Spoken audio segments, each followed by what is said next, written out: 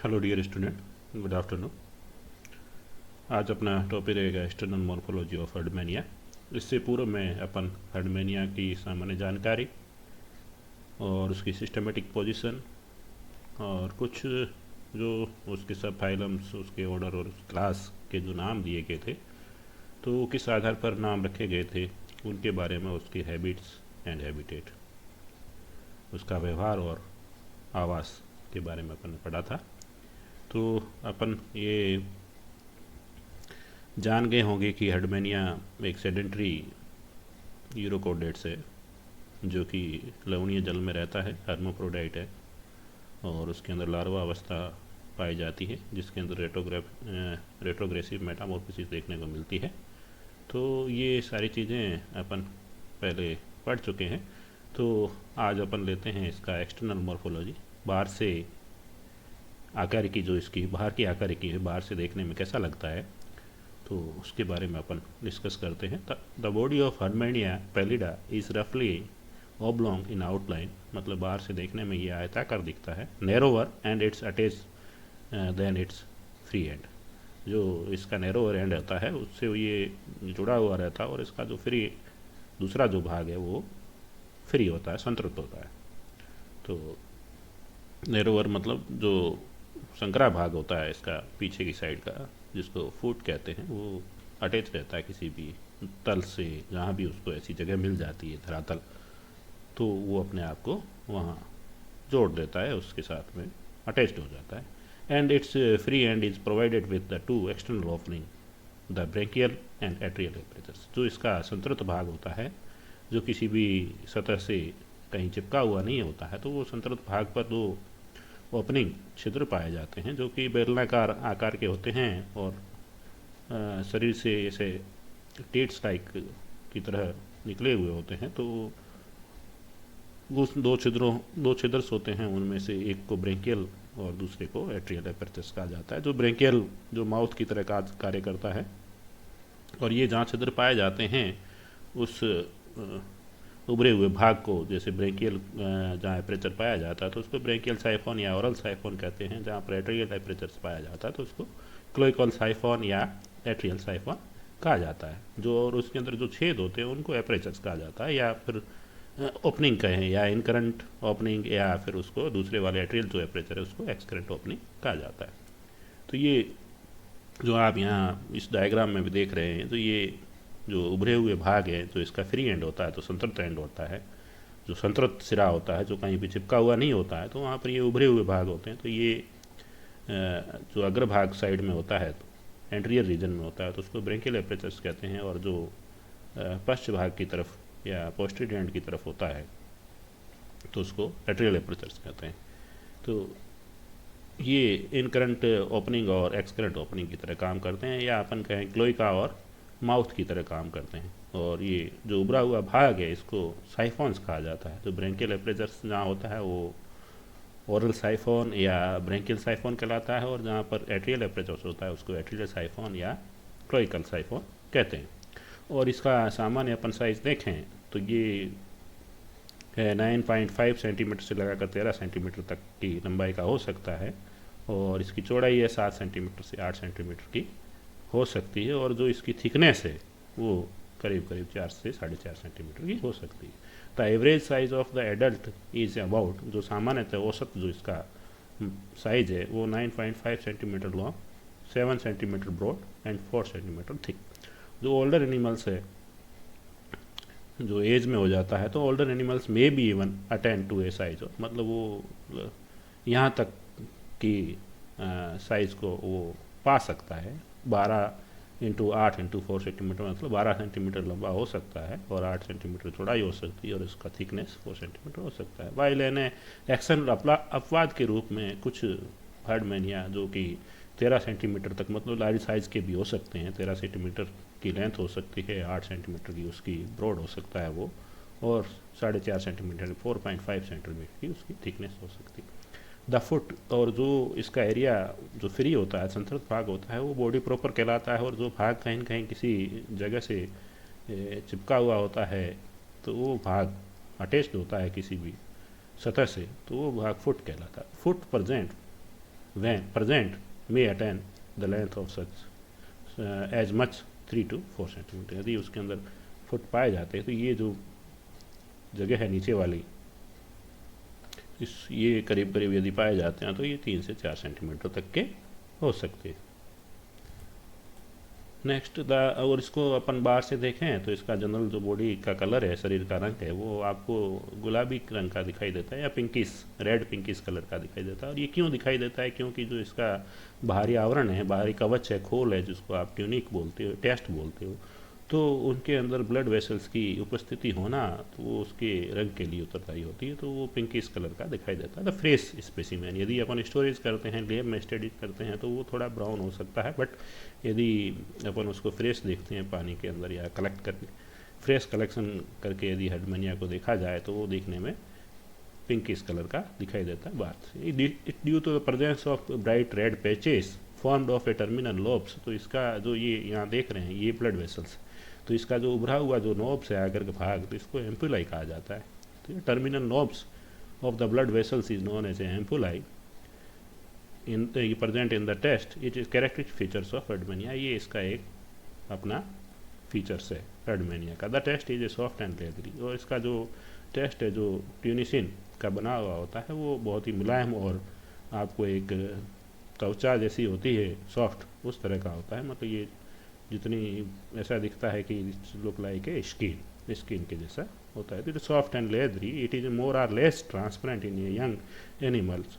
तो जब यंग हेडमेनिया होता है एडल्ट, लेकिन धीरे धीरे यदि एज्ड हो जाता है तो उसकी जो स्किन है वो जो बाहर का खोल है वो ओपेक हो जाता है, मतलब अस्पष्ट हो जाता है। लेकिन जब ये यंग होता है तो ये एनिमल का जो है जो बाल सा खोल है ये ट्रांसमिट पारदर्शी होता है, मतलब इसका शरीर अंदर से जो भी इसके शरीर के अंग है वो दिखाई देते हैं। लेकिन धीरे धीरे इसकी एज होने लग जाती है तो ये जो इसका खोल है ये अस्पष्ट हो जाता है, मतलब पारदर्शी से अपारदर्शी हो जाता है। The general surface of the test is much corrugated. Corrugated मतलब इसके अंदर जो फेरेंजियल गिल स्लाइड्स की उपस्थिति और स्टिग्मेटा की उपस्थिति, तो इसका शरीर बाहर से ऐसा लहरदार दिखाई देता है। कोरुगेटेड मीन्स होता है लहरदार। The all overs the lines, such lines होती है इसके शरीर के ऊपर आपको देखने को मिलेगी, जो कि फेरेंजियल गिल स्लाइड और स्टिग्मा फॉर्मेशन की वजह से होती है, जिसकी वजह से इसका शरीर बाहर से कोरुगेटेड लहरदार दिखाई देता है। All over with the line some shallow and other fairly deep running in a criss cross manner. तो इसकी वजह से इसके ये शरीर बाहर से लहरदार दिखाई देता है। तो इसको बाहर से देखने पर ये अपन को पिंकिश कलर का दिखाई देता है due to presence of blood vessels, जो कि उसके बाहरी शरीर को ब्लड सप्लाई करती है, एनर्जी सप्लाई करती है और रेस्पिरेशन में भी सहयोग करती है ब्लड वेसल्स। तो हाँ, नेक्स्ट अपन स्लाइड में देखें तो जो हेडमेनिया का शरीर का विभाजन है वो उसको दो भागों में विभक्त किया गया। The body is divided into two parts. जो मेन जो फ्री संतृप्त भाग होता है जो कहीं पे अटैच नहीं होता है, that is known as a body proper. और जो इसका निचला भाग है जो कहीं न कहीं अटैच्ड हो जाता है, that is known as foot, उसको फुट कहा जाता है। And the entire animal covered by the test. और इसका जो पूरा शरीर है वो बाहर से एक खोल या अपन हिंदी में उसको चोल या खोल का, यानी कि टेस्ट या ट्यूनिसिन से कवर्ड होता है। तो ये जो बाहर वाला ये भाग है ये टेस्ट या ट्यूनिक से कवर होता है। It is the distal portion of distal portion and distal free portion of the body, ये तो फ्री संतृप्त होता है। The branchial apertures mark the anterior and.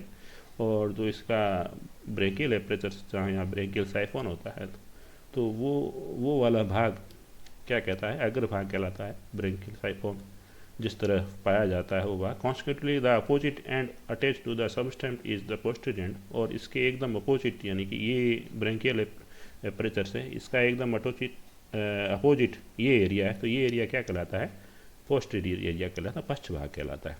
The side on which the atrial aperture is placed mark the dorsal side of the body which is very limited. तो जो जिस तरफ dorsal side जिसको कहेंगे, जिस तरफ एट्रियल एपरेचर्स होता है, तो एंटीरियर वो साइड कहलाती है जहाँ ब्रेकियल एपरेचर्स होता है। और एंटीरियर के एकदम अपोजिट जो फुट का भाग है ये वाला पार्ट, ये क्या कहलाएगा, पोस्टीरियर पार्ट कहलाएगा। जबकि एट्रियल साइफोन या एट्रियल एपरेचर्स, जो साइफोन के अंदर जो ओपनिंग है, जो छिद्र है, उसको एट्रियल एपरेचर्स कहा जाता है। और जो जगह है वो क्या कहलाती है, जहाँ पर ये छिद्र ओपन होता है वो कहलाता है एट्रियल साइफोन। तो ये वाला भाग क्या कहता है, डोर्सल। और एट्रियल के जस्ट अपोजिट जो साइड है फुट की वो क्या कहलाती है, वेंट्रल। सॉरी। तो ये इसके बॉडी के जो बाहर से चार पार्ट है, जो dorsal, ventral, anterior and posterior, तो ये इस तरह इसको विभक्त किया गया है। The side on which the atrial aperture is placed mark the dorsal side of the body which is very limited. तो ये भाग ज़्यादा नहीं होता है, सीमित होता है, जो कि डोर्सल साइड होती है। The side opposite to that on which the atrial opening is placed and which is partly attach to the substratum is ventral side and which is extensive. तो ये ज़्यादा भाग होता है। तो ये अब क्लियर हो गया कि एंटीरियर पोर्शन कौन सा है, जिस तरफ क्या है, ब्रेंकियल एपर्चर से, और पोस्टीरियर पोर्शन कौन सा है, तो एंटीरियर के एकदम अपोजिट, नॉट क्या कहते, ब्रेंकियल के just opposite, not atrial apertures, branchial के जस्ट अपोजिट होगा फुट का वो भाग, तो वो भाग कहलाएगा पोस्टीरियर। और जो एट्रियल जिस तरफ साइफोन है, एट्रियल एपर्चर से, वो कहलाएगा डोर्सल, और डोर्सल के जो अपोजिट फुट का जो भाग है वो कहलाएगा वेंट्रल। तो ये जो डोर्सल साइड है ये थोड़ी कम होती है, जबकि ये जो वेंट्रल साइड है ये थोड़ा अधिक होता है, और जो ज़्यादा ये क्या कहता है, अटैच के रूप में या कहीं पर इसको अपने आप को इसको स्थिर करने के लिए ये भाग कार्य करता है। तो ये एंटीरियर, ये डोर्सल, ये वेंट्रल, और एंटीरियर के एकदम अपोजिट साइड में जो फुट का भाग है वो कहलाएगा पोस्टीरियर। तो इसकी बॉडी को इस रूप में डिवाइड किया गया है, फुट और बॉडी प्रॉपर, और बॉडी प्रॉपर में जो ये एट्रियल और ब्रेंकियल जो एपर्चर से ये कार्य है, ये इनको उपयोग किया गया एंट्रियर और डोर्सल साइड्स में। और फुट के जो भाग है, जो एक एट्रियल की तरफ होता है वो वेंट्रल, और जो क्या कहते हैं ब्रेंकियल की तरफ होता है वो वेंट्रल, और जो एट्रियल साइफोन की तरफ होता है वो posterior. The branchial and atrial apertures are situated on the short protuberance of the body called branchial and atrial siphon respectively. तो ये अपन ने कहा गया, जो शरीर का भाग इलोंगेटेड है, बेलनाकार रूप से बाहर की तरफ निकला हुआ है, जो इसका फ्री एंड्स होता है, जो संतृप्त भाग होता है, तो वो बेलनाकार आकार के जो बने हुए, that is known as a siphon, जिसके अंदर छिद्र होते हैं, ब्रेंकियल एपर्चर्स और एट्रियल एपर्चर्स। तो जिनके अंदर ब्रेंकियल और एट्रियल एपर्चर्स छिद्र पाए जाते हैं, तो इसी प्रकार से इसको, एक को ब्रेंकियल साइफोन और दूसरे को एट्रियल साइफोन कहा जाता है। इनके दूसरे नाम भी उस से भी इनको पुकारा जाता है, जैसे कि ब्रेंकियल साइफोन को ओरल साइफोन कह सकते हो, और ब्रेंकियल एपर्चर्स को ओरल एपर्चर्स या फिर इनकरेंट ओपनिंग कह सकते हो। और एट्रियल साइफोन के अंदर जो छेद खुलता है उस, और या एट्रियल साइफोन को क्लोइकल साइफोन भी कह सकते हो, और एट्रियल साइफोन के अंदर जो ओपनिंग है उसको एट्रियल एपर्चर्स या क्लोइकल एपर्चर्स या फिर एक्सक्रेंट ओपनिंग भी कहा जाता है। तो ये इनको तीन नाम, अलग अलग 2-3 नामों से भी जाना जाता है। तो the protuberance of the body is called branchial and atrial siphon. When fully extended the atrial siphon is longer than the branchial siphon. अब ये पूर्ण रूप से जितना इनको फैलना है उतना फैलने के बाद यदि अपन इसको देखें, तो जो एट्रियल साइफोन है वो ब्रेंकियल साइफोन से ज़्यादा लंबा होता है। In a large size animal the atrial siphon measures about 1.5 centimetre. तो जितना लिमिटेड जो इसकी एक्सटेंडिंग है, जितना भी एक्सटेंड हो सकता है, फूल सकता है या फैल सकता है, तो जो एट्रियल साइफोन है वो ज़्यादा लंबा होता है, ब्रेंकियल साइफोन है वो कम लंबा होता है। और एट्रियल साइफोन की लंबाई लगभग 1.5 सेंटीमीटर 1.5 सेंटीमीटर हो सकती है, जबकि ब्रेंकियल जो साइफोन है वो लंबाई में एक्सपेंड होता है तो वो 1 सेंटीमीटर की लेंथ तक होता है। फिर अपन यदि इसकी चौड़ाई में देखें तो ब्रेंकियल साइफोन वो ज़्यादा चौड़ा होता है, जबकि जो एट्रियल साइफोन है वो कम चौड़ा होता है। तो यहाँ पर इनके ब्रेंकियल साइफोन में और एट्रियल साइफोन में 3 डिफरेंस है। यदि अपन लंबाई की बात करें तो एट्रियल साइफोन बड़ा होगा, ज़्यादा लंबा होगा, और ब्रेंकियल साइफोन कम लंबा होगा। यदि अपन उसकी चौड़ाई की बात करें, यदि कि उसका माउथ जैसे ब्रेंकियल साइफोन में क्या है, ब्रेंकियल एपर्चर से या ओरल एपर्चर से या इनकरेंट ओपनिंग है, तो वो माउथ जो है वो चौड़ाई में यदि देखें तो घिरा हुआ रहता है उसकी साइड 4 लिप्स से, 4 लिप्स उसको गार्ड करते हैं, तो वो चौड़ाई में वो ज़्यादा चौड़ा होता है। जबकि एट्रियल का जो एपरेचर्स है, एट्रियल एपरेचर्स का एट्रियल साइफोन के अंदर होता है, जिसको क्लोइकल एपरेचर्स कह सकते हो या एक्सकरंट ओपनिंग कह सकते हो, तो वो सिकुड़ा हुआ होता है, वो इतना चौड़ा नहीं होता जितना ब्रेंकियल होता है। और लंबाई में एट्रियल लंबा है, ब्रेंकियल साइफोन है वो कम लंबा है। और जो इनके अंदर जैसे ये ब्रेंकियल जैसे साइफोन में इसमें ओरल कैविटी में खुलता है या उसकी बकल जो कैविटी होती है उसमें खुलता है, तो उनके अंदर टेंटेकल्स पाए जाते हैं लंबे, जो उसके मूवमेंट में, पार्टर के मूवमेंट्स में या फिल्टर में काम आते हैं। तो वो जो टेंटेकल्स है सीलिया लाइक जो लंबे लंबे होते हैं, तो वो ब्रेंकियल जो एपरेचर्स है वो वहाँ पर ज़्यादा लंबे होते हैं बजाय एट्रियल एपरेचर्स में। तो ये तीन जो चार कैरेक्टर है जो एट्रियल और ब्रेंकियल को अलग अलग डिफरेंस करते हैं। तो एट्रियल ज़्यादा लंबा होता है, ब्रेंकियल कम लंबा होता है। एपरेचर्स में जो इसकी चौड़ाई की बात करें तो ब्रेंकियल एपरेचर्स ज़्यादा चौड़ा होता है, एट्रियल एपरेचर्स कम चौड़ा होता है। और ब्रेंकियल एपरेचर्स के जो उसकी कैविटी में पाए जाने वाले जो टेंटेकल्स है वो ब्रेंकियल में ज़्यादा लंबे होते हैं बजाय एट्रियल के। तो ये तीन डिफरेंसेस है एट्रियल साइफोन में और ब्रेंकियल साइफोन।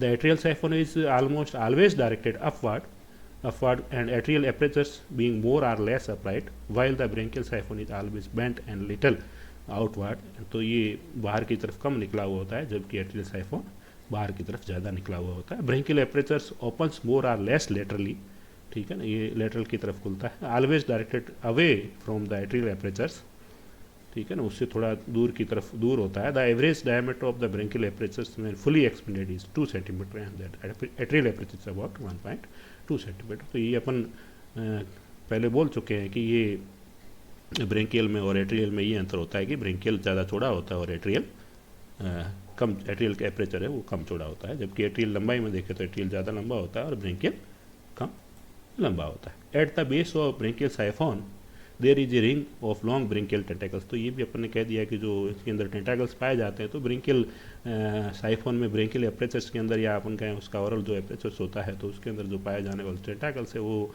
ब्रेंकियल में ज़्यादा लंबे होते हैं और एट्रियल साइफोन में। Atrial is a ring of slightly serrated folds which constitute the atrial tentacles. तो वो जो टेंटेकल्स होते हैं the rest of the siphon is very elastic and can contract to close the apertures at the slight disturbance of the sea water. तो ये अपने पहले बात कर चुके हैं कि यदि किसी प्रकार से ये जो हेडमेनिया है यदि डिस्टर्ब होता है और या इसको खतरे का अनुमान होता है उसके बाहर के वातावरण में, तो ये अपने आप का शरीर है जो एकदम कॉन्ट्रैक्ट करता है और इसके अंदर जो पानी पाया जाता हो एक सडनली बाहर निकलता है, एक पिचकारी की तरह, इसलिए इसको सी स्क्वर्ट कहा जाता है। तो the rest of the siphon is very elastic. तो ये जो इसके साइफोन है वो इलास्टिक की तरह यानी कि रबर की तरह कार्य करते हैं and can be contract to close the apertures at the slightest disturbance of sea water. तो पानी के किसी की वजह से इसको डिस्टर्ब हो जाते हैं तो ये अपने आप को कॉन्ट्रैक्ट कर लेते हैं शरीर को और पानी जो इसके शरीर का है वो एपरेचर्स के थ्रू बाहर आ जाता है।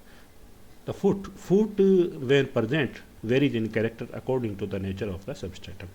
तो जो जहाँ पर ये अपने आप को स्थिर कर लेते हैं या अटैच हो जाते हैं तो उसकी प्रकृति के आधार पर इसके जो फुट है, इसके जो पाँव है, उसका नेचर बदल जाता है।